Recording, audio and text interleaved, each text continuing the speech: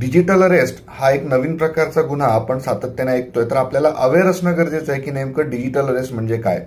तर एखाद्या सरकारी एजन्सी जसं CBI, NIA, नार्कोटिक्स डिपार्टमेंट याचे अधिकारी असे भासवून तुम्हाला एक व्हिडिओ कॉल करण्यात येतो आणि तुम्हाला त्या व्हिडिओ कॉलमध्ये नजरबंद केलं जातं, तुमचे डिटेल्स हे घेतले जातात आणि त्यातनं प्रामुख्याने फायनान्शियल फसवणूक केली जाते. तुमच्या बँक अकाउंटमधनं पैसे हे उकळले जाऊ शकतात.